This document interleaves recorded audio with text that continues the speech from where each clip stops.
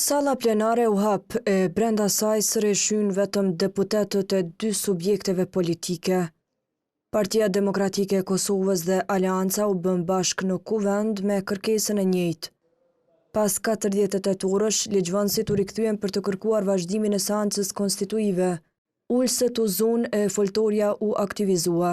Prej saj PDK pati një mesazh të drejtë për kreun e vetëvendosjes Albin Kurtin.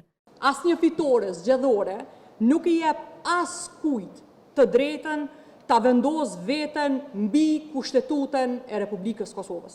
Asnjë lider nuk është mbi shtetin.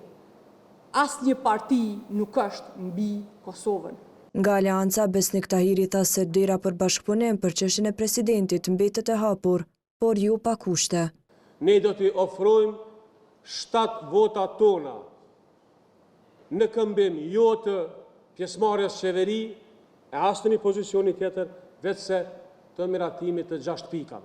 Këto 6 pika kur nuk janë diskutuar. Qëndrimi në sallë zgjati rreth 20 minuta.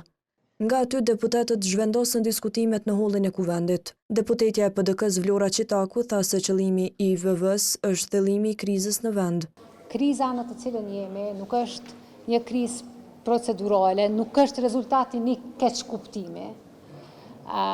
Është e qëllimshme dhe ka për synim që të thelloj krizën politike dhe institucionale në vend. PDK e Alianca thanë se deri në mesditë nuk kanë pranuar ftesë të re nga kryetari I VV-s Albin Kurti për çështjen e presidentit konsensual, po ashtu pas 48 orëve konfirmuan se do të janë sërish në kuvendin e Kosovës.